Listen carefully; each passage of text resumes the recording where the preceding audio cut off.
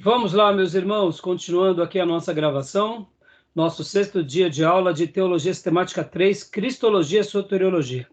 Estamos trabalhando agora na parte 5 do livro-texto do Wayne Grudem, nas aplicações da doutrina da redenção, e agora o módulo anterior, o primeiro módulo, nós dissecamos os slides e agora a gente vai mergulhar no livro-texto.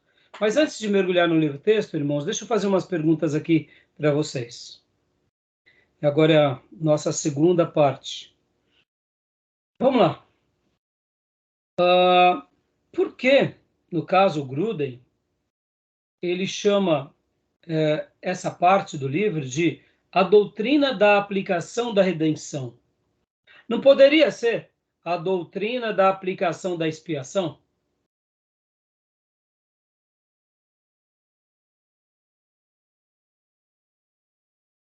Seria porque a graça comum, ela seria um início que Deus usa a graça comum para que os homens sejam, de alguma forma, redimidos?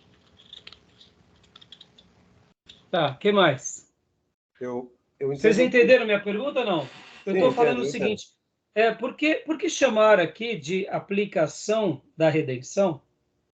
Mas não poderia ser aplicação da expiação, ou aplicação da propiciação, ou da reconciliação?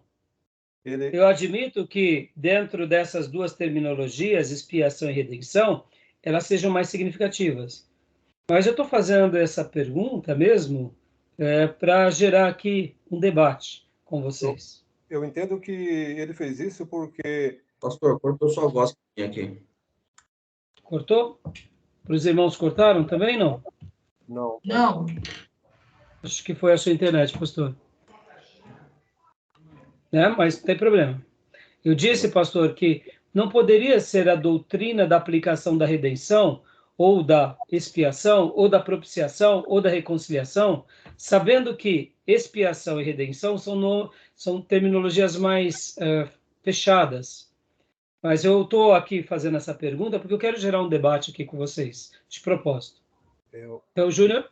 Eu falei que eu entendo que ele escolheu o tema maior como doutrina da aplicação da redenção, porque ele entende que a redenção seria o sistema maior. O sistema está incluso, vem expiação, vem justificação, como fala, esqueço outro item. Propiciação. Propiciação está dentro dessa de forma secundária da redenção.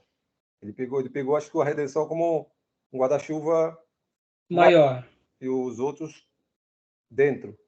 Eu entendi assim. Sim, de fato, a redenção, na perspectiva do Grudem, é o guarda-chuva maior. Sim. Por isso que é a aplicação da doutrina da redenção. Mas eu fiz a pergunta porque na aula passada, que trabalhamos sobre a expiação, nas aulas passadas, eu falei que dentro da expiação nós tínhamos a propiciação, nós tínhamos a reconciliação e tínhamos também o quê? A redenção. Então, agora falando um pouco sobre essa matéria, eu fiz essa pergunta porque se chamássemos a doutrina da aplicação da expiação como grande chapéu, a redenção está dentro dela também. Não teria problema, não. Né? Não teria problema. Eu admito que, assim, eu não estou querendo levar vocês a dúvida nem a nada, mas eu estou pegando termos chaves para poder levar vocês a uma linha de raciocínio. Eu quero acreditar que o Grudem, como outros teólogos, não fazem isso, mesmo sabendo que a expiação é esse guarda-chuva maior, em que a redenção está aqui debaixo, mas essa outra redenção abre-se também um guarda-chuva menor, que essas outras doutrinas, como graça comum, como adoção, como justificação, está debaixo da redenção. Mas a principal razão não é nem por causa dos guarda-chuvas, é por causa da ótica, é do foco, é da tônica. Eu acredito que a expiação, quando falamos sobre a expiação, e o foco fica na obra de Deus. O foco fica na pessoa de Jesus. O que Jesus fez por nós. E quando falamos na obra da redenção, é como essa obra de Jesus nos atinge. E aí o foco fica no ser humano. Ou seja, a tônica muda. Tudo é Deus quem faz, mas é a obra pela qual Jesus faz que nos atinge. E é a obra pela qual nós somos atingidos por essa graça salvífica. Então, a tomada de decisão, eu diria, e a tônica, fica mais ou menos assim. Quando eu trato sobre a expiação, eu vejo o próprio Deus realizando algo em favor do homem. E quando eu vejo também a redenção, é o próprio Deus também, agora, abençoando o homem. Então, é uma tônica diferente. Vocês conseguem compreender? Conseguem notar? Uhum. Quando eu falo a doutrina da aplicação da redenção, isso tem a ver comigo. É como se nós estivéssemos recebendo, e agora o foco é o homem, não porque ele é a causa, mas porque ele é o destino daquela obra. Mas o foco é ele. Na redenção, de fato, não porque nós temos o poder da autorredenção, mas por isso que é a aplicação dessas doutrinas. Já na expiação, o foco é o próprio Deus fazendo tudo por nós. Tudo bem? Uhum. Tranquilo? Deu para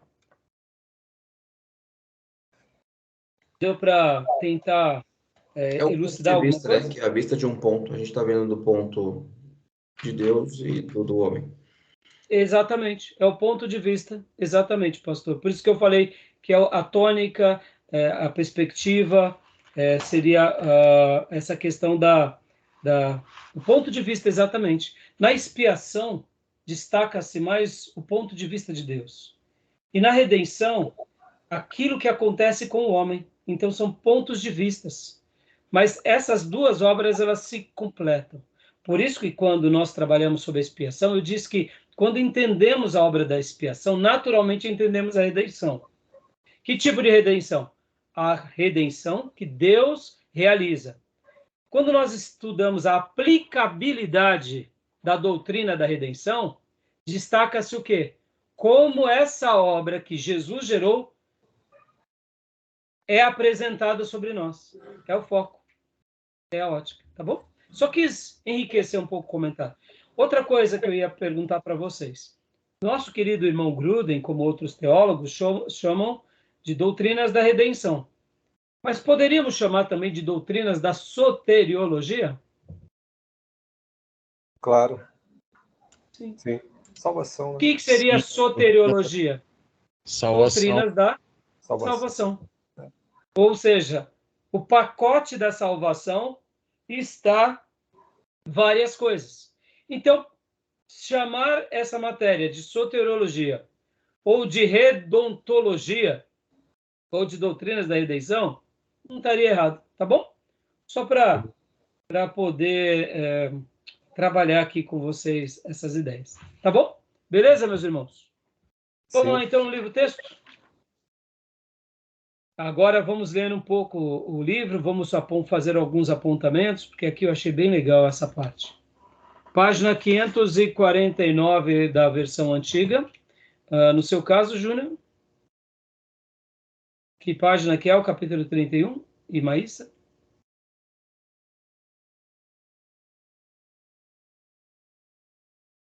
O meu aqui explica a graça comum, 31, capítulo 31. Mas que página que é? Página 585, eu acho. 581, 2, 3, 4, 85, 885. 585, tá bom. 800, Maravilha. 885. Ah? 885. Ótimo. Então, para os alunos que estão com a nova edição, 885, para nós, 549, tá bom? Então, Pastor Johnny, tenha bondade, leia para nós desde o começo, por gentileza, porque agora eu vou ler aqui essa página e depois a gente vai ficar lendo cortes apenas para a gente fazer os debates aqui em classe. Combinado. A graça comum. Quais são as bênçãos que Deus dá a todas as pessoas, tanto a crentes como a incrédulos? Explicação e base bíblica. A introdução e definição. Quando Adão e Eva pecaram, tornaram-se merecedores de punição e separação eternas da parte de Deus. Gênesis 2:17. Do mesmo modo, quando os seres humanos hoje pecam, tornam-se sujeitos à ira de Deus e à punição eterna. O salário do pecado é a morte, como diz Romanos 6:23. Isso significa que uma vez que as pessoas pequem, a justiça de Deus só pode requerer que sejam eternamente separadas dele, impedidas totalmente de experimentar qualquer benefício de sua parte, e que vivam para sempre no inferno, apenas recebendo eternamente sua ira. Deveras, foi isso que aconteceu aos anjos que pecaram, e o que merecidamente poderia ter ocorrido a nós também. Abre aspas, Deus não poupou anjos quando pecaram Deus não poupou anjos quando pecaram. Antes, precipitando-os no inferno, os entregou a abismos de trevas, reservando-os para o juízo. Fecha aspas, 2 de Pedro 2:4. Mas, de fato, Adão e Eva não morreram imediatamente, embora a sentença de morte começasse a produzir efeito em suas vidas no dia em que pecaram. A execução total da sentença de morte foi adiada por muitos anos. Além disso, até hoje, milhões de seus descendentes não morrem e vão para o inferno assim que pecam, mas continuam a viver por muitos anos, usufruindo de incontáveis bênçãos neste mundo. Como pode ser isto? Como pode Como pôde Deus continuar a dar bênçãos a pecadores que merecem unicamente a morte? Não apenas aqueles que no final das contas serão salvos, mas também aos milhões que nunca serão salvos, cujos pecados nunca serão perdoados? Bom, a resposta a essa pergunta é que Deus outorga a graça comum. Podemos definir graça comum da seguinte maneira: graça comum é a graça de Deus pela qual ele dá às pessoas inumeráveis bênçãos que não fazem parte da salvação. A palavra comum aqui significa alguma coisa comum a todas as pessoas, não restrita aos crentes ou aos eleitos. Para a distinção da graça comum, a graça de Deus que conduz as pessoas à salvação é frequentemente denominada graça salvífica. É claro que quando falamos a respeito de graça comum e de graça salvífica, não estamos concluindo que há duas classes diferentes de graça no mesmo Deus, mas apenas que a graça de Deus se manifesta no mundo de duas maneiras diferentes. A graça comum é diferente da graça salvífica em seus resultados. Ela não conduz à salvação em seus recebedores, ela é dada igualmente a crentes e incrédulos, e em sua fonte, ela não flui diretamente da ação resgatadora de Cristo, porque para os incrédulos, a morte de Cristo não representou remissão alguma. Portanto, tampouco eles se tornaram merecedores das bênçãos da graça comum. Entretanto, sobre este último ponto, é necessário dizer que a graça comum flui indiretamente da obra redentora de Cristo, visto que Deus não julgou o mundo imediatamente quando o pecado se introduziu, porque ele planejou finalmente salvar alguns pecadores através da morte de seu filho. Muito boa essa explicação. Querem fazer algum comentário? Ficaram com dúvida em alguma frase? Eu fiz questão de ler toda essa parte, porque eu achei que uma parte muito bem explicada, muito bem defendida, muito lúcida, né? Mas, ao mesmo tempo, pode ser que algum irmão fique com alguma dúvida sobre o assunto. Não, eu acho que está bem claro aí. Eu só vou fazer um apontamento em assunto que não tem muito a ver. O versículo aí de Pedro, que o diabo está preso, né? Pelo que ele fala aí. Sim, é que, ao mesmo tempo, ele quer fazer aqui só aquela distinção de uma condenação com aquele que peca e com outros que somos nós que pecamos, essa condenação aparentemente tem uma pausa maior, um tempo maior. E, de fato, na nossa perspectiva, isso tem lógica. Nós não sabemos como foi o processo do julgamento de Deus e da maneira em que ele expulsou o diabo e os demônios dos céus. Quanto tempo isso demorou, como foi. Mas uma coisa é fato, ele foi expulso e não houve chance para eles. No entanto, para nós, houve um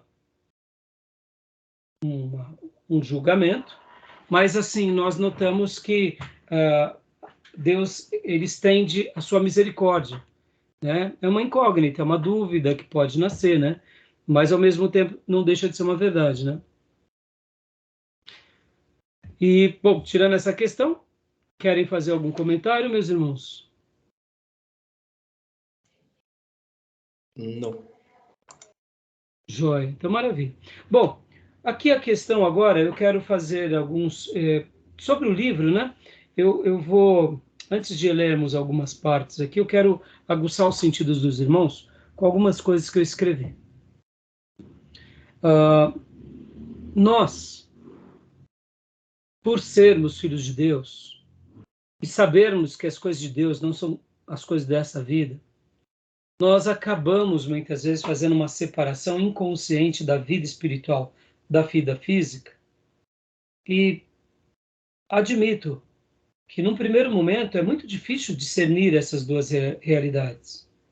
Que é muito difícil sermos piedosos, sermos ali consagrados desse mundo caído, que nos atrai, que nos puxa, que nos ilude, que nos seduz. Sejamos honestos, irmãos. Estamos aqui numa classe de adultos. Mas a sedução do mundo ela é muito forte.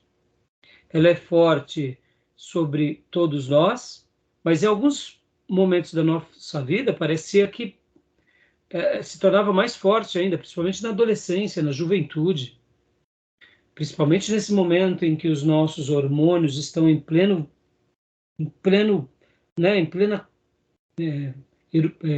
ebulição, é difícil de controlar os pensamentos, a cabeça.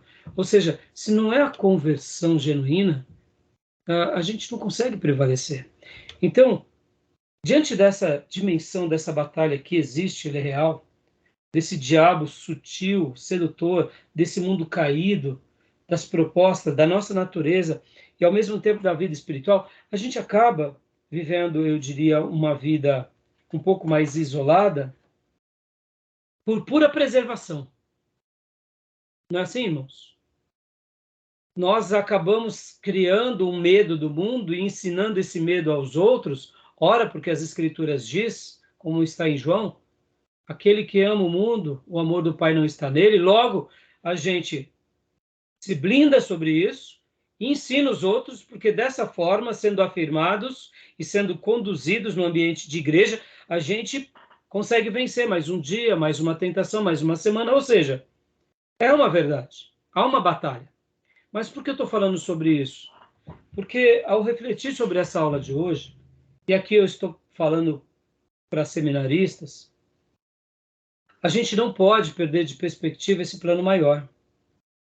Nós não podemos esquecer dessa batalha, dessa luta, porque não é o fato de estarmos no seminário que estamos imunes às tentações e às quedas. E deixa eu abrir um parênteses aqui. Não é o fato de você ser um pastor e nem o fato de você ser usado por Deus. Pelo contrário. Quem é o instrumento de Deus, a luta será muito maior sobre ele para que ele não deixe, para que ele não continue sendo. Porque se alguém odeia um pastor, é o diabo. Porque nós somos aqueles, de fato, que saqueamos o inferno. E não só o pastor, mas obreiros consagrados. Nós incomodamos as trevas e marcamos a vida de muitos. Logo, há uma fúria infernal contra esses que realmente estão na luz. Mas, ao mesmo tempo, nós não podemos perder esse vínculo maior do que de que a força de Deus e a graça de Deus vai ser sempre maior do que toda a fúria das trevas, todo o ímpeto do mal e toda a natureza nossa caída. A gente não pode baixar a guarda, não pode perder a continência, mas, ao mesmo tempo, a gente não pode viver uma vida, como eu vou explicar para você já, reducionista. Porque a gente se fecha nos nossos guetos e aí a gente começa a fugir do mundo E tem hora que tudo que interessa para nós são as coisas de Deus, da igreja, do reino de Deus, da igreja, da família e tal. E quando vai ver, a gente acaba vivendo no nosso gueto, no nosso cafofo gostoso, e a gente acaba vivendo uma vida, eu diria, sem produzir mais diante daquilo que Deus deseja para nós. E por que eu estou falando isso para vocês antes de fazermos os apontamentos aqui? Porque a gente já viu há pouco nos slides que há um domínio físico, há um domínio intelectual, há um domínio criativo, um domínio social, um domínio religioso. Essas questões estão sobre todos. E nós não podemos ser reducionistas. E por que eu estou falando tudo isso com vocês? Ao estudar sobre a graça comum, uma coisa que eu quero que vocês coloquem em pé de igualdade, como o autor aqui coloca, que é tudo graça. Que é tudo graça. É graça salvífica misturada com graça comum. Ele está trazendo aqui luz para nós dessa separação. Mas agora, tentem olhar que a graça comum e a graça salvífica também estão sendo derramados sobre todos. No entanto, só os salvos darão ouvido à graça salvífica. Tudo bem? Não é assim? Mas percebam, por que eu estou falando tudo isso? Nós, como povo de Deus, que fugimos do mundo, que temos medo do mundo, de medo do diabo, tem vezes que a gente não vive uma fé religiosa literalmente reducionista, uma igreja enclausurada dentro de um gueto, um grupo que se tem a sua autopreservação e a gente tem medo de, quem sabe, fazer coisas novas. E por que eu estou falando isso, irmãos? Uma coisa que eu acredito, que se essa graça de Deus veio sobre todos e nós temos o Espírito de Deus, nós deveríamos ser muito mais protagonistas em muitas coisas como igreja. E é isso que eu queria, antes de trabalhar um pouco mais aqui no texto, deixar para vocês. Porque eu acredito, eu escrevi aqui, a igreja deveria ser o maior útero de protagonismo e de espiritualidade em todas as áreas. A igreja de Jesus deveria ser a coisa mais significativa na Terra, em qualquer geração. Por quê? Pensem assim, se a graça comum está sobre todos os seres humanos, há uma graça poderosa, espiritual e salvífica sobre os salvos. Por que a gente pega e se agarra apenas à graça salvífica e a graça comum a gente deixa de lado? Não está certo isso. Sem que percebamos, a gente faz isso. E aí, por que eu estou trabalhando aqui a igreja? Porque eu estou falando aqui no conjunto, não estou falando no indivíduo. E o que eu quero deixar como uma centelha de esperança? Que a igreja deveria ser esse maior útero de espiritualidade, e de fato nisso ela é, mas ao mesmo tempo de inteligência geral na vida. De que forma? Na ciência, na filosofia, na sociologia, na saúde ou na medicina, na economia, na gestão pública, na moral e na ética, no juizado. Ou seja, as pessoas deveriam ver na igreja esse útero fabuloso, dizendo: precisamos aprender mais sobre ética. Vamos aprender na igreja porque eles são campeões sobre ética. É assim que acontece? Não. Na questão da filosofia, debates de inteligência, debates lógicos, a igreja deveria ter essa capacidade. Por que eu estou falando tudo isso? Quando nós olhamos para as páginas da Bíblia, a gente vê servos cheios do Espírito Santo sendo protagonistas nos seus tempos. Vamos colocar aqui 4 jovens, Daniel e seus 3 amigos. Vamos colocar um outro jovem, que é José do Egito, lá no Egito. E o que eu queria deixar aqui como uma centelha de esperança, irmãos? Porque se nós somos o corpo de Jesus na Terra, nós não podemos se limitar apenas às questões da espiritualidade. O problema está que muitas vezes, muitas igrejas entram com essa temática e se enveredam para construir um mundo melhor nessa vida. E se esquecem da sua grande jornada, que é outra questão. E aí se perdem. E porque se perderam, eles não querem sequer voltar a tocar nesse assunto. Então, se nós temos a graça comum e nós temos o poder do Espírito Santo, nós deveríamos ser os maiores produtores de algo especial na Terra para a glória de Deus. Eu sei que pensar assim pode ser até um pouco de prepotência, mas eu sei que Deus jamais deixaria tudo a igreja, mas o que eu gostaria de falar é que se a igreja ela é a instituição mais brilhante que Deus projetou no universo e revelou, porque era um mistério que estava oculto, e por meio da igreja, o texto sagrado paulino diz que a multiforme sabedoria de Deus é revelada em toda a terra, a gente tem que fazer com que isso seja notável, notório. E a gente não tem que ter o medo do embate, porque, ao mesmo tempo, o que acontece? A gente acaba limitando tudo da igreja à questão da espiritualidade e ficamos no nosso gueto, pensando apenas em preservar a nossa comunidade, sem querer construir algo mais ousado. Então, eu penso que, ao refletir sobre a graça comum, nós, como corpo de Cristo, poderíamos ser mais ousados e muito mais especial nessa dimensão da graça salvífica. Eu sei que isso é uma questão muito mais abrangente, mas fica aqui uma dica para vocês. Por que eu digo isso, irmãos? Porque muitas vezes a gente acaba tendo uma visão um pouco pequena com relação à expansão do reino e o governo do reino, sabendo que o nosso reino não é aqui, mas divulgar o reino e expandir o governo de Deus nessa terra é o nosso dever.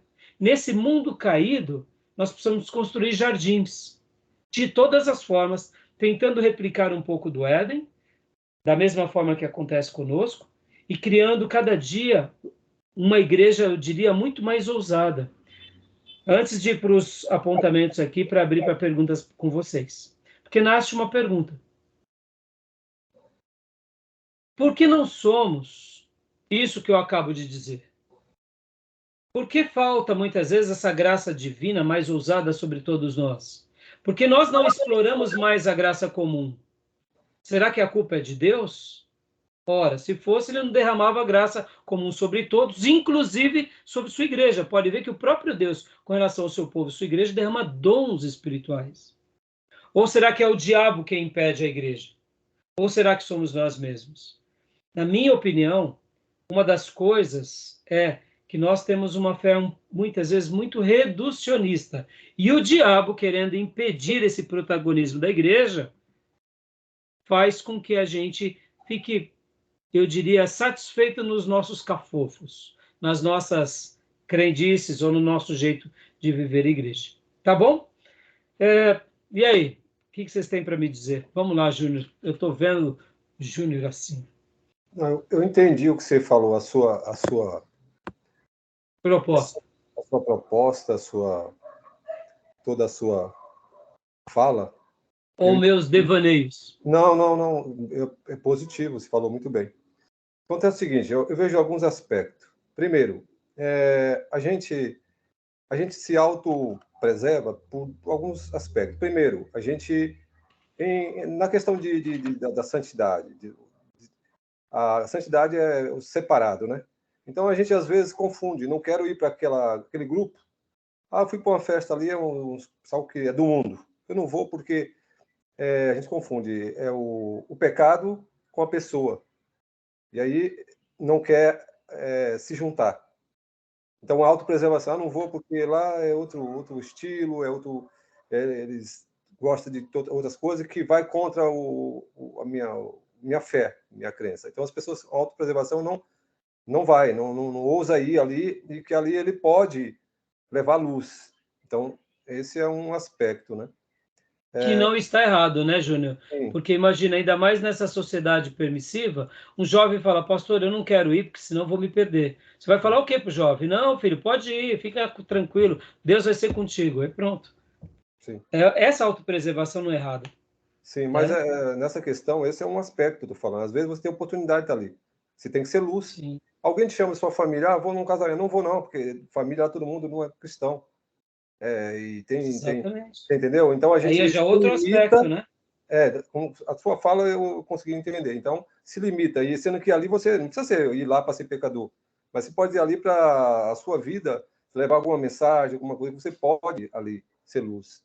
E o segundo aspecto é que a gente tem uma certa... A gente perde entusiasmo. A gente vê as pessoas tão não receptivas ao evangelho que você não tem o entusiasmo de compartilhar com a pessoa. Eu acho que Sim, você falou sim. muito bem. Então, a ideia da gente viver como um monge, dentro de uma caverna, com nossos valores, se autopreservando, e vive o clubinho da Luluzinha, você entendeu? E eu acho que a igreja também, ela também tem uma questão no coletivo que atinge a gente, a nossa personalidade. A nossa personalidade, ela sofre também, sofre essa mudança, porque a igreja, ela introjeta da gente esse formato, e a gente vai conviver de acordo com Com aquilo essa que a gente perspectiva. Então, você está falou muito bem acostumado, né? mesmo, um gueto, Para pensar, né? o que eu quis deixar aqui como proposta, Júnior, para você, para o pastor Johnny, para o Dio, para a Maísa, para a irmã Cleusa, e para aqueles que um dia forem ver essa aula, é o seguinte: é olhar para a graça comum que Deus derrama sobre todos e não limitar que ela também está sobre nós de forma abundante. Porque muitas vezes eu sei que existem momentos da nossa vida em que o pecado está aflorando, eu estou em crises, de repente eu não estou bem, eu tenho que me preservar. Então a vida monástica, nesse momento, ela é necessária. Eu preciso me enclausurar para buscar Deus para me fortalecer. Mas Mas muitas vezes nós começamos no momento buscando a Deus, isso se torna tão gostoso, e aí vamos para uma igreja, vamos para um culto, vamos. E aí a gente fica na nossa redoma e no nosso gueto, e sem perceber, esse cafofo, e eu chamo de cafofo de propósito, ele é tão bom que a gente mal prega o evangelho, porque a gente está no meio de crente o tempo todo, e quando a gente vê um dos nossos se perdendo, a gente só quer trazer ele de volta. sim, E aí a gente esquece que nós não fomos chamados apenas para fazer a manutenção da fé, que a manutenção da fé, ela é importante. sim, Mas nós fomos chamados para o quê? Para levar uma mensagem de transformação. Agora, olha como isso é delicado. E é por isso que eu estou falando para seminaristas. Porque nessa mensagem de transformação, ou nessa obra de transformação, nós temos uma missão, que ela é espiritual. sim, Mas ela se deságua na vida toda de todas as pessoas. sim, Então, quando a gente começa a se enveredar para uma mensagem espiritual e a gente começa a crescer, aí nasce naturalmente muitas necessidades dentro da comunidade. Aí a gente começa a fazer uma obra social. Aí, sem que a gente perceba, a igreja, ao invés de ser uma igreja agora que atua poderosamente no evangelismo e na libertação espiritual, vira uma igreja assistencialista. E aí ela gosta, porque a mídia gosta da obra que a gente faz, e a gente perde o que? O foco e o propósito. E aí, porque a gente perdeu o foco e o propósito, como muitos perderam, a gente fala, tá vendo? Não vale a pena fazer isso. E aí a gente volta para o gueto, se torna reducionista. E é isso que eu quis passar para vocês, por quê? E aí, continuando a minha linha aqui, eu vou deixar os demais falarem, que Israel, quando ele se tornou reducionista, Israel fez isso. veio a divisão do reino.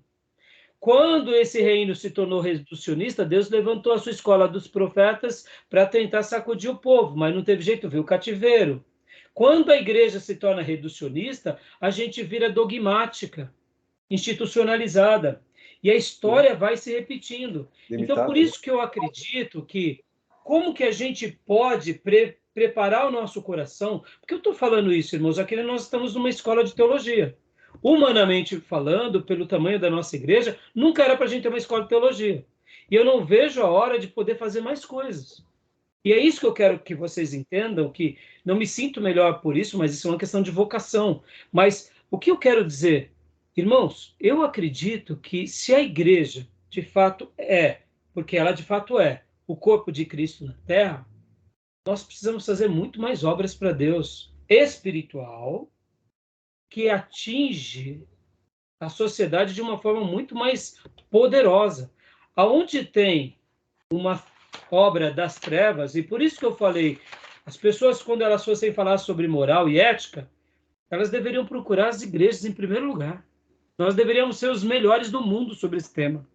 Quando as pessoas viessem falar sobre gestão pública, como que se administra gestão pública, elas deviam procurar na igreja como que a gente faz ação social de verdade e não assistencialismo. Porque hoje, por exemplo, nós temos um trabalho na nossa igreja que é dar cesta básica. O que nós estamos fazendo na igreja hoje, já desde o início da pandemia, é só uma caridade, irmãos. O que eu estou fazendo não é um trabalho social. Hoje, nossa igreja não tem uma estrutura tão grande para fazer uma coisa maior. Mas por que eu estou falando isso? Eu sei que muitas vezes a gente acaba se perdendo no social. E a função da igreja é espiritual. Mas em nome do espiritual, a gente acaba não fazendo nada. E a gente fica feliz nos nossos cultos de glória. E aí a gente não impacta o reino. E o que eu quero dizer para vocês? Por isso que eu falei para vocês, na ciência, irmãos, quantas vezes a gente é desafiado a pegar os sábios da nossa igreja e botar eles na faculdade, para eles se tornarem os melhores cientistas de Cristo. Não, muitas vezes a gente tem medo, fala, não, ele vai se perder. Vai nada. É onde entra a nossa função pastoral e de docência, de encher essa ovelha de energia, de inspiração e de orar, preparando ele para ele ir para o mercado, para a universidade, lá ser o novo Einstein e cristão. Exato. Cristão.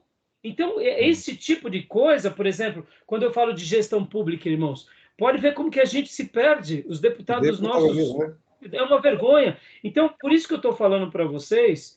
Agora, como que eu enxergo que é o caminho para a gente startar isso? Na minha opinião, para a gente ir para o livro. Em primeiro lugar, a educação. Assim, que tipo? É a educação espiritual. Pode ver que a igreja, quanto mais ensinada positivamente, mais profundidade da palavra ela tem e mais frentes ela desbrava. Sim. Em segundo lugar, educação social mesmo. Aí entra o quê? A postura de criação de colégio, creches, universidades, faculdades, seminários. Porque dessa forma você prepara com o temor de Deus. Como eu disse, irmãos, porque é muito fácil. Pode ver na história da igreja, irmãos, uma igreja cria uma faculdade, passa o tempo, a faculdade passa a ser o carro-chefe da igreja. É um monte de pessoas cristãs nominais que se perdem ao longo do tempo, porque a prioridade que era espiritual vira agora social. Protagonismo, então, na minha opinião, se mantendo nas bases, eu quero acreditar que essa é a forma. E dessa forma a gente vai construindo o quê? E expandindo o reino de Deus, o governo de Deus na terra, fazendo os jardins e preparando esse mundo para a nova Canaã, dizendo, olha, se nós conseguimos êxitos na espiritualidade, na ética, na moral, na ciência, na economia, em várias outras áreas, é por causa do Cordeiro. E a nossa meta é o Cordeiro. E sabemos que tudo que fizemos aqui de belo e bom, vamos deixar para as outras gerações, mas a grande meta é lá, não é aqui. Então, eu deixei essa centelha aqui com vocês, porque, na minha perspectiva, quando nós vivemos dentro do nosso gueto reducionista, aí a gente perde o que? Uma fé expansionista, segundo os valores de Deus. E a minha proposta aqui era essa, lembrar, irmãos, que um dia, quem sabe, dentro das nossas igrejas, vão estar ali os maiores economistas do país, sim, os maiores cientistas do mundo. E aí a gente muitas vezes está querendo fazer com que essas pessoas virem o quê? Crente missionário. Não, não. Deixa eles expandir o reino por meio da ciência. Sim. Seminaristas vão fazer seminário para a gente preparar essas pessoas, os maiores músicos, no sentido de mudar o panorama até da música secular, porque hoje, quando a gente tem medo de ouvir música, porque hoje é só porcaria, não dá para ouvir música. Não dá para assistir uma peça, a gente não pode chegar na igreja e falar, irmãos, olha, tal coisa, assistam tal coisa. Pô, pastor, você assiste novela mexicana, temporada, é difícil porque tem tanta porcaria. Então, vocês entendem que quando os valores do reino estiverem de uma forma expansionista, eu acredito que a gente vai estar fazendo valer essa graça especial salvífica dentro dessa graça comum, porque a gente deixa a graça comum aonde? Deixa com os ímpios. Aí a gente fica no nosso gueto, e quando a gente vai aprender alguma coisa sobre ciência, economia, a gente vai aprender com os ímpios. Protagonismo. Estou dizendo que a gente seria um mestre em tudo, até porque eu creio que Deus não deixaria com que nós fôssemos a cereja do bolo da humanidade. Não é isso. Mas eu acredito que se a igreja é a maior instituição de Deus na Terra, e eu creio que ela é, a gente tem que orar para que ela se torne essa noiva adornada, belíssima, espiritualmente, com valores do reino, mas se propague de uma forma belíssima na nossa sociedade. Deixo aqui essas palavras como um incentivo para os meus irmãos, tá bom? Pastor Johnny, Maíssa, Mancreus e Gil, falem um pouco, que o Júnior já falou a parte dele, senão a gente não vai para o livro texto. Só um exemplo, é Harvard, né? Harvard começou os fundadores protestantes. como você falou. John Harvard. É Harvard, a universidade, né? Então, a questão é... Mas, ao mesmo tempo, né, Júnior, quando a gente comenta isso, eles mudaram o curso, né? Hoje já não é mais o propósito. Você percebe como a manutenção é difícil? É por isso que eu falo, tem o diabo, tem as nossas vaidades, mas é isso, Júnior. Eu quero acreditar que seria algo assim, sabe, irmão? Vamos sonhar com isso. Eu penso, né, que em algumas áreas da igreja a gente pode atuar e deve atuar. Né? Que Deus nos dê graça. Tá bom? Pastor Johnny, Gil, irmão Cleusa. Eu concordo também, não tenho dúvida. Só que assim, eu vejo que tem um problema dentro de casa que precisa ser rompido, né? Assim, eu lembro que na minha conversão, muito do que se pregava era justamente isso, né? As coisas lá de fora não nos cabem, a gente não pode estar inserido lá, mas também assim, né? Não pode estar inserido, mas o que a gente está fazendo para mudar? Não tem nada que se faça. Então, eu acho que, nesse aspecto, uma geração inteira foi doutrinada nisso. E eu me incluo nisso, com certeza. Então, assim, havia um receio brutal. Essa conversa que eu estava tendo com a gente aqui é muito pertinente, porque ainda ontem eu estava conversando com a minha esposa sobre algumas coisas, e em especial sobre educação. Eu estava vendo um podcast da Brasil Paralelo, de algumas escolas que estavam resgatando uma metodologia que era aplicada no passado, de ter uma sala de aula apenas com meninas e uma sala de aula apenas com meninos. Não estou falando que está certo ou está errado, mas assim, eles buscavam um resgate ali que de fato colocavam na cabeça das meninas aquilo que elas de fato precisam para o seu crescimento pessoal, profissional e assim por diante. Até porque homem e mulher intelectualmente funcionam de modo diferente. Então, o menino tem uma cabeça um pouco mais racional, mas esse racionalismo dele, ele começa a ter uma percepção mais clara, acho que a partir dos 8 ou 9 anos, cientificamente falando, que eles estavam mencionando. E a menina é um pouco mais cedo. Enfim, e deu super certo, tá? Esse método que eles estavam utilizando, não apenas deu certo, como outras 20 escolas adotaram isso, e além disso estava buscando um resgate da paternidade, que é uma coisa que se perdeu também ao longo do tempo. Para não ficar confuso aqui, o que eu quero dizer é o seguinte: a gente, ao longo de toda essa caminhada de fé e etc, etc, talvez o mundo colocou tanto medo dentro da igreja, que a igreja se sentiu acuada, a gente ficou dentro do nosso grupinho ali, como o próprio Júnior mencionou, né, as luluzinhas, e assim, estamos bem aqui. Vamos ficar do jeito que está e não vamos ser relevantes na sociedade. Que aí a gente sente o peso disso hoje. Pelo menos a impressão que eu tenho. Agora é óbvio, né? O que o senhor falou faz todo sentido. Eu acho que essa mentalidade precisa ser disseminada nessa geração para que sim a gente possa fazer a diferença lá fora. No meu ramo em especial, me permita bem brevemente, que é a construção, eu consigo contar no dedo pessoas de relevância, que sejam palestrantes, que disseminem informação e que, ao passo que façam isso, deixam claro, né, ou talvez nem tão explícito, que pertencem a um Deus. Eu conheço talvez uma pessoa somente. E olha que eu estou falando de um ramo assim muito atuante na sociedade.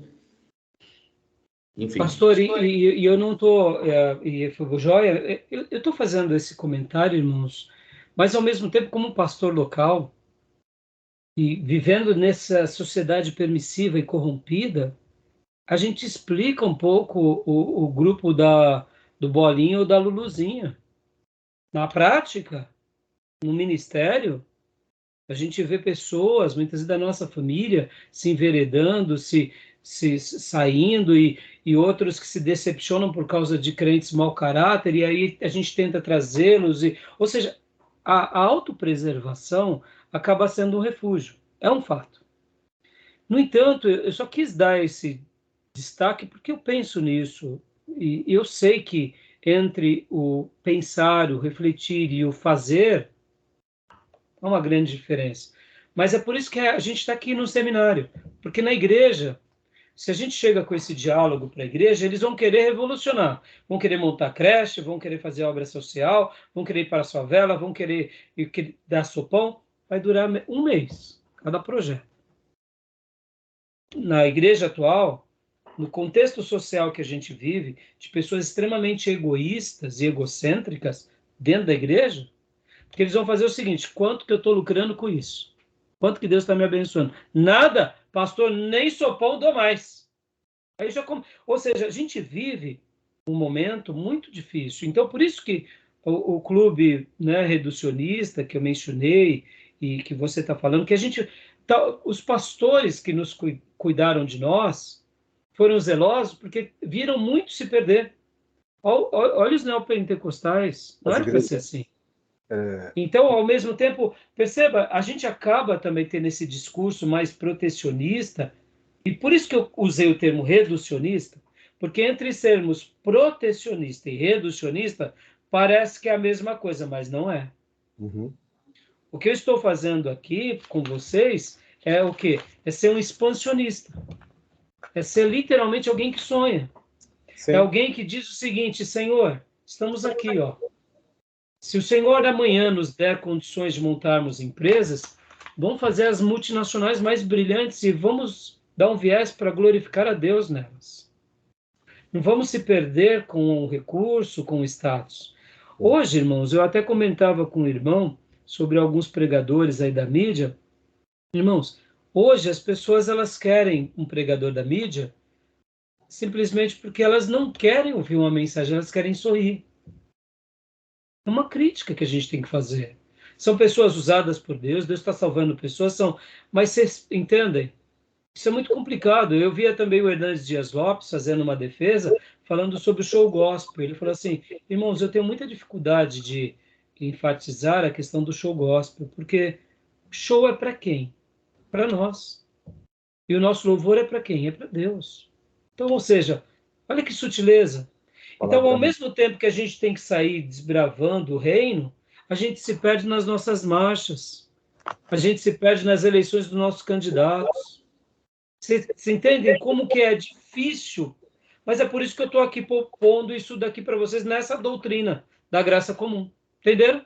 Sim, sim, que é claro. para mostrar o seguinte, ó, a graça comum está sobre os ímpios, sobre os outros religiosos, sobre os outros continentes. A gente tem que explorar isso sobre nós. Porque muitas vezes a gente tem medo. E a gente não tem que ter medo. E aqui, para eu concluir, parafraseio as palavras de Paulo, que tudo que é bom, decente, útil, que seja nobre, e que se alguma coisa semelhante a essa existe, que isso ocupe o vosso pensamento, nisso pensai. Ou seja, o que Paulo está falando? Paulo está falando o seguinte, gente, vamos ser ousados como eu sou ousado. Mas vamos preservar o que precisa ser preservado. Não vamos trocar alho por bugalho, mas vamos expandir. E por que eu falei, eu preciso passar essa informação para os meus irmãos? Porque, irmãos, é maravilhoso fazer a obra de Deus. Eu me alegro muito. Eu sou um pastor. É o que eu mais amo fazer. Pastorear e treinar obreiro. Estou dentro do meu escopo. Mas será que todos os que eu vou cuidar vão ser isso? Não, e eu sei que não. E nós até nisso temos dificuldade, porque nós olhamos para os obreiros da igreja, para os vocacionados da igreja, como se eles fossem melhores do que os médicos, os engenheiros. E quem diz que é? São vocações, irmãos. Quem sabe é um engenheiro da nossa igreja que vai ser o gênio, que vai revolucionar o processo de engenharia no mundo. E aí a gente tratou ele como só mais um catedrático. Não. Ele é uma ovelha que a gente tem que olhar para ele, ou para o médico, ou para uma pessoa da gestão pública, e falar assim, não, vamos orar. Porque quem sabe a gente está cuidando de um José do Egito, de um Daniel, de um Mesaque, Sadraque, Abednego, um Salomão. E a gente está simplesmente dizendo, não, porque ele não é profeta, ele não senta aqui conosco. Está entendendo? É claro que dentro da igreja tem os papéis sacerdotais. Mas percebam, é a graça de Deus. E que Deus derrame, né, essa multiforme. Porque, irmãos, olha só, a multiforme graça de Deus deve ser conhecida por todos, por meio da igreja. E é deixando isso. E eu digo isso, irmãos, ó, pastorei uma igreja pobre em Ferraz, mas eu sonho, dizendo, Senhor, estamos aqui, ó. Na hora que o Senhor quiser fazer, levanta pessoas, traz recursos. É o que? É uma escola? É uma faculdade? É um colégio? É uma creche? É um hospital? Senhor, estamos aqui. Só não nos deixe nos perder. O que mais, Senhor? E bola para frente, meus irmãos. né? Então, assim, fica aqui essa dica para vocês, tá bom? Beleza, meus irmãos? Isso que eu estou passando para vocês, eu queria ter gastado 10 minutos só. Rendeu. Bom, vamos lá. Irmãos, eu separei bastante coisa aqui no livro. Querem fazer mais algum comentário, irmãos? Não? Eu grifei muita coisa aqui no livro, então eu vou fazer as leituras Pastor, do meu livro, tá? Pode falar. eu ia acrescentar que nós somos chamados para fora, né? Joia, Gil. Isso aí. Mas com o propósito do reino, não o propósito dessa vida, né? Pode ver, né? Muitas vezes a gente é chamado para fora, aí a gente pega e vai lá para a política, porque fica, poxa, agora eu virei um marajá de Jesus. Se estragou. Como igreja, levar o reino, né, à sociedade. É o reino, exatamente. E é por isso que quando olhamos para a história da igreja, olhamos para as páginas da Bíblia, quem marcaram mais? Aqueles que foram, assim, expansionistas e não reducionistas. Vamos preservar, vamos ter cautela, vamos se autoavaliar e vamos pedir para Deus nos ajudar, tá bom? Vamos lá. Deixa eu ler rapidinho, só vou fazer a leitura para vocês do que eu grifei. Página 550, o domínio físico. Além disso, a terra não produz somente cardos e abrolhos, nem permanece como um deserto ressecado, mas pela graça comum de Deus, ela produz alimento, material para roupa e abrigo, frequentemente em grande abundância e diversidade. Aqui, o autor está falando sobre o domínio físico, mostrando que Deus deu essa aptidão poderosíssima para o ser humano. Irmãos, e aqui quando eu penso nessa questão do domínio físico, vamos vislumbrar até mesmo a nossa galáxia. Essas ideias aí, muitas vezes, né, que parece loucura, né, como que é o nome dele? Deu um branco agora? Da SpaceX, meu pai. Ajuda. O Elon Musk. O Elon Musk. Eu sei que ele é muito mal visto, mas ele é um revolucionário nessas questões. E a gente tem que sonhar, irmãos. Tem que pensar mesmo, né? Porque muitas vezes até nisso a gente pensa assim, mas e aí? E aí, depois dê uma olhadinha nas fotos do James Webb. Está revolucionando a astronomia. Eles estão descobrindo coisas assim fantásticas. E eu sei, irmãos, que isso tudo é muito difícil. Percebam, a gente acabou de orar esses dias pela guerra de Israel com a faixa de Gaza, com o grupo Hamas. Ou seja, enquanto a gente tem que orar, pedindo para Deus livrar a gente do capeta ali, do bandido, do traficante que quer engolir a gente está pensando nas galáxias. Eu sei que é tudo muito difícil, mas isso é a vida. Vocês entendem que... E a gente tem que compreender quem sofreu mesmo? A mulher que foi abusada, a pessoa que foi violentada, a gente tem que consolar essa ovelha. Ela não vai ter essa perspectiva. Mas aqueles que não foram, eu diria, alvos desse sofrimento, a gente tem que potencializar. E não pode ficar pegando uma coisa ou outra e achando que não, só a igrejinha tá bom.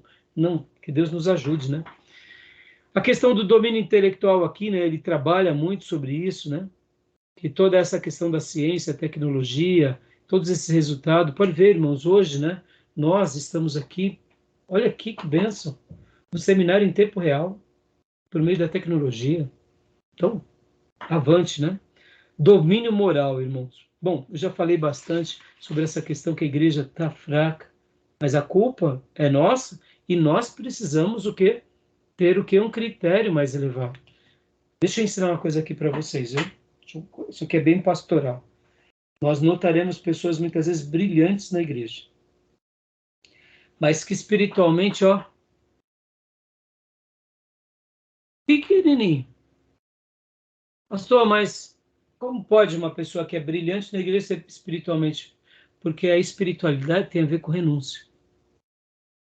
E a capacidade de a pessoa ser brilhante tem a ver com a cognição. Então, muitas vezes a pessoa é brilhante.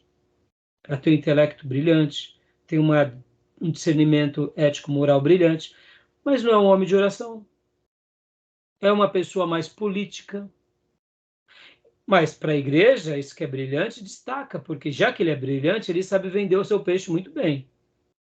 Aí a gente muitas vezes põe os brilhantes do nosso lado e quando vai ver, tá um forró-bodó medonho. Os irmãos, aprendam isso.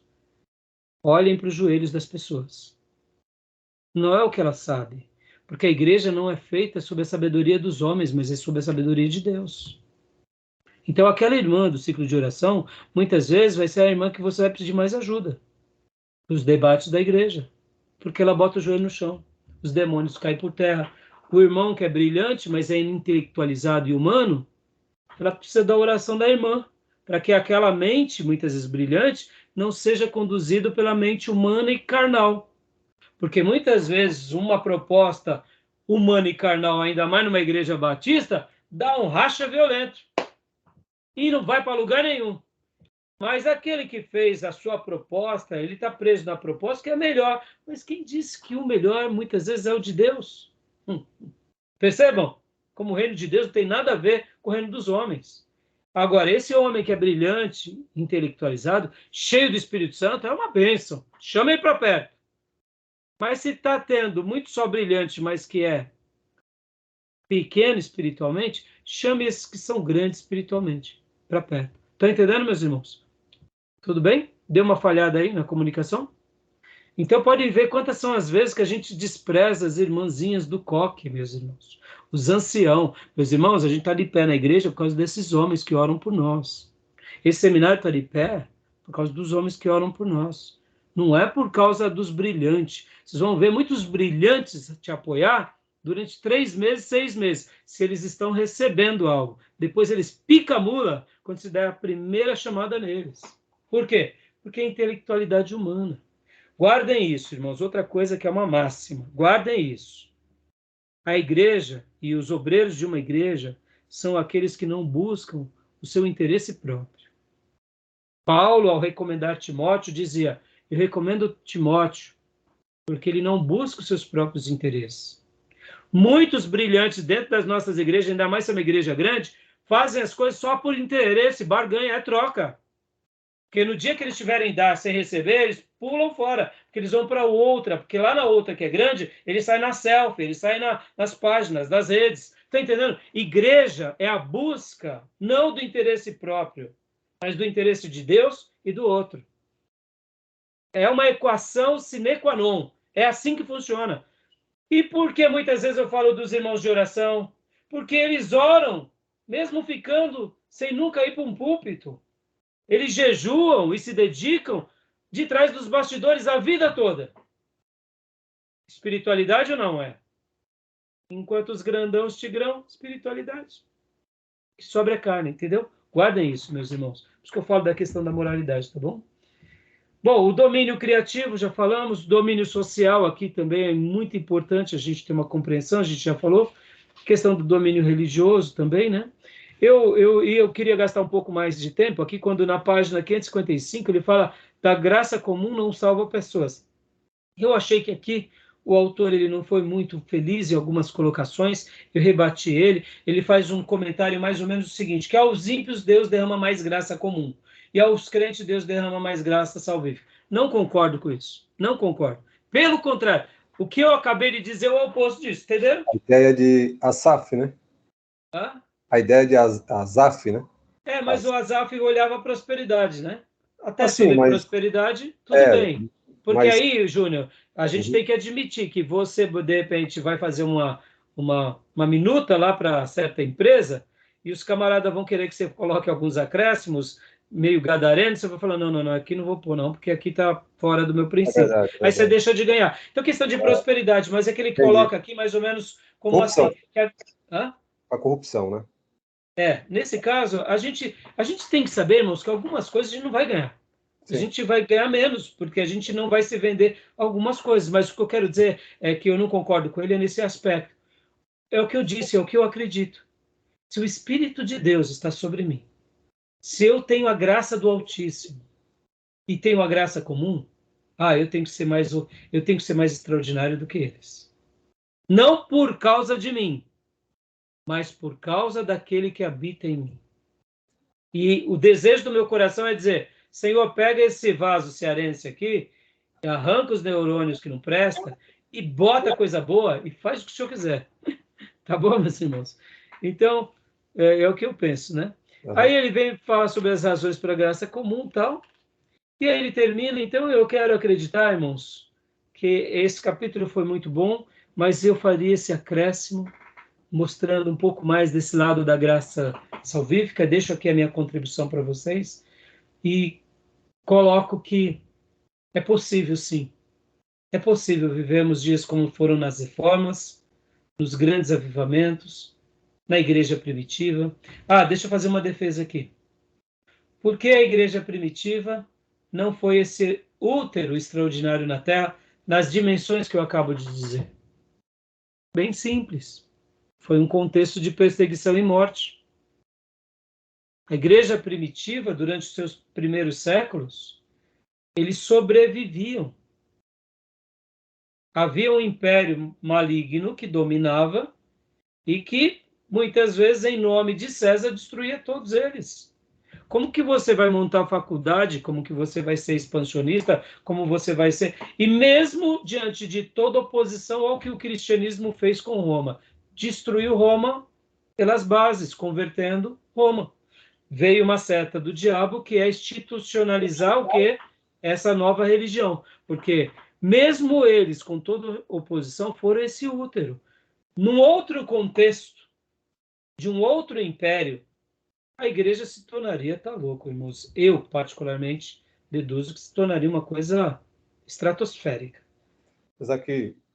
É que Deus tem os seus planos e propósitos. E a Sim. gente administra. Por que eu estou falando isso, Júnior e irmãos? Porque na Igreja da Reforma, logo depois, toda a Europa foi sacudida. Podem ver o que a América do Norte é, por causa da palavra de Deus. Há uma pesquisa científica que mostra que todos os países que tiveram a palavra de Deus como a sua razão, a sua constituição ou a base, se tornaram países brilhantes. Sim, só um acréscimo aí, aproveitando que você está falando, eu trago aqui algo que eu vi lá no simpósio que ajuda, que contribui, né? O palestrante falou que a reforma protestante trouxe muita contribuição, a educação. Educação. A educação, depois da educação, o acesso à leitura, que antes era só latim, tradução da Bíblia para a língua alemão e, enfim, só tinha a língua latim por Jerônimo, né, que era usada pela Igreja Católica, então havia uma supressão da liberdade das pessoas ao acesso. Então, a contribuição foi na educação, a liberdade de expressão. A reforma trouxe muito contribuição para a sociedade. Exatamente. E diante disso, irmãos, eu quero acreditar que a reforma protestante ela é um bom elo para voltar ali logo para o início do século. Porque, irmãos, dos primeiros 300 anos a igreja sofreu muita perseguição, depois dos próximos 200 anos ela teve um período de paz, mas ela teve um período de oposição intelectual, aí onde nascem os pais da igreja, a patrística. Então é muito interessante a riqueza. E podem ver o que o cristianismo foi para o mundo, foi libertador. Então, que Deus nos ajude nessa proposta e que a graça salvífica, que eu chamo de graça especial, possa ser realmente somada a essa graça comum e que Deus faça conosco e com as nossas igrejas e com o nosso povo o que Ele sonhar e que a gente contribua nisso, jamais perdendo a visão do reino dele e do governo dele nessa terra como algo de passagem, só construindo um jardim para glorificar Ele, porque nós estamos indo para Canaã, para Nova Jerusalém. Tá bom? Beleza, meus irmãos? Joia? Então, concluímos aqui a graça comum? Tudo bem? Vamos agora para o capítulo 32. A gente só vai fazer uma breve catada, tá bom? E aí, vamos começar. Então, vou encerrar a nossa gravação aqui, tá bom? Tudo bem? Beleza.